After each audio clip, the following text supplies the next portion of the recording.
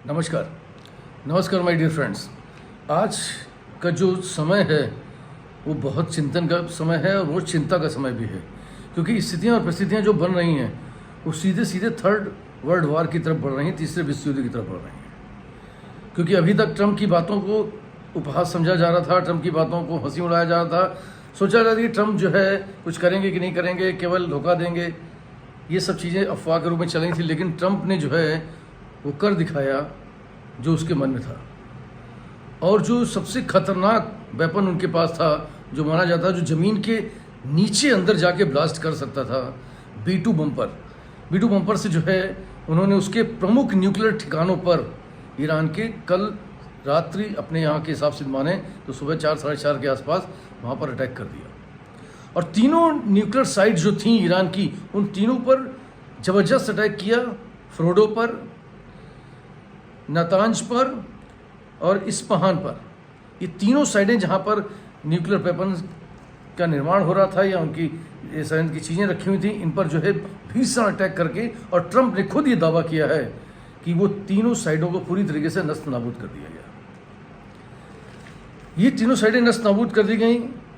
ये शुरुआत हुई है एक बड़े जंग की। इसके बाद अगर ईरान जिसका पलटवार करता है, ईरान जंग में तेजी से आता है, तो निश्चित तौर पर समझिए कि ये बहुत विध्वंसक हो सकता है और पूरे विश्व के लिए, पूरे वर्ल्ड को एक बड़ी त्रासदी झेलनी पड़ सकती है।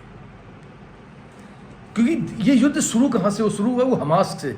हमास ने जिस समय इजराइल जाकर के इजराइलियों के निर्ही लोगों को मारना शुरू कर दिया, हत्याएं करी, वहाँ से ये हमास को डैमेज करते हुए हिजबुल्लाह से अटैक झेलना पड़ा। हिजबुल्लाह को किया, हुज़ी सामने आए, और ये तीनों के तीनों ऐसे आतंकी संगठन थे जिनको 100% का सपोर्ट ईरान देश कर रहा था। इस तरीके के बड़े आतंकवादी संगठनों को पाल पोस रहा था। आखिर क्यों? और क्या ऐसे देश के पास न्यूक्लियर बम होने चाहिए, परमाणु बम होने चाहिए? ये भी एक बड़ा प्रश्नवाचक चिन्ह था पूरे विश्व के लिए।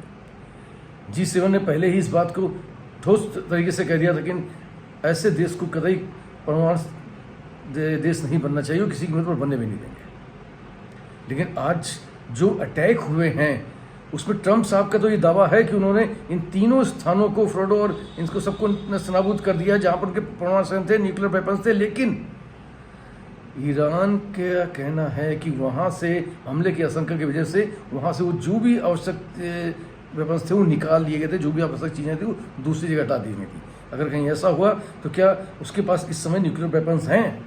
अगर हैं तो क्या उसका इस्तेमाल हो सकता है? क्योंकि अब युद्ध उस दिशा पर आ गया है। क्योंकि जो कल B2 बम्पर से जो अटैक हुआ है, उस अटैक के बाद जो है फ्रंट पर अमेरिका आ चुका है, और अब जो है एक निर्णायक स्थिति आ चुकी है। लेकिन ये फ्रंट पर अमेरिका का आने का एक ध्येय था। उसके बाद इजराइल ने और अमेरिका दोनों ही कहा है कि सख्त के बाद शांति। ये शांति के लिए पहल थी कि अब शायद किसी तरीके ईरान मान जाए और शांति की वार्ता करने के लिए तैयार हो जाए। क्योंकि शांति की वार्ता अगर करने के लिए तैयार होता है तो निश्चित तौर पर एक अच्छा संदेश जाएगा और विश्व एक बड़े खतरे से भी अपने आप को बचा लेगा। क्योंकि आज की जो परिस्थितियाँ हैं बड़ी विपरीत है, समझने की बात है। अब ये जो B2 बम्पर क्या, B2 बम्पर अपने आप में इतना खतरनाक वेपन है जो रडार की पकड़ में नहीं आता, क्योंकि छोटे पक्षी की तरह दिखाई पड़ता है।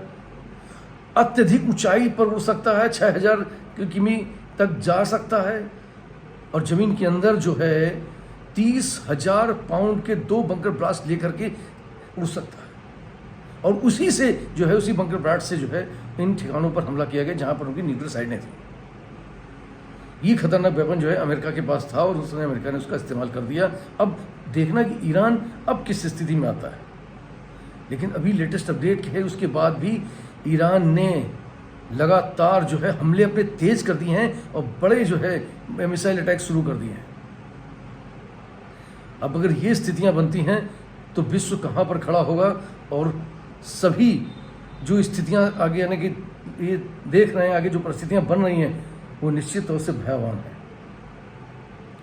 आदरणीय मोदी जी ने जिस तरीके ऑपरेशन सिंदूर किया, ऑपरेशन सिंदूर में एक स्थिति बनी, सामने से जिस देश के ऊपर हमला किया था उसने अपने आप को बैक फुट पे लाया और युद्ध विराम की बात करी, बात मानी गई समझ के, परिस्थितियों को देखते हुए।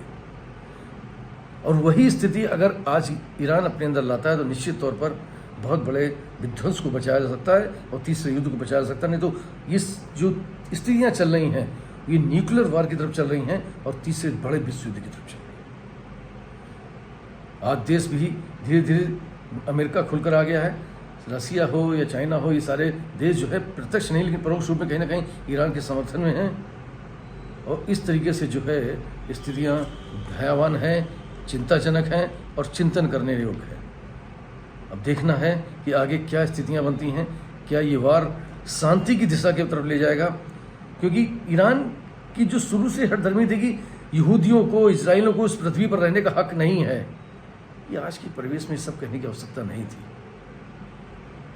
और ये चीज़ें जो हैं, ये हिजबुल्ला और हमास जैसों का अटैक, ये कहीं ना कहीं ईद को यहाँ तक खींच के ले आया है। लेकिन अभी भी वक्त है ये तीसरे वर्ल्ड वार को बचाने का, अगर ईरान जो है जरा से भी समझदारी करता है। आगे इस विषय पर अपडेट करते रहेंगे आपके साथ, आपका दोस्त पीयूष।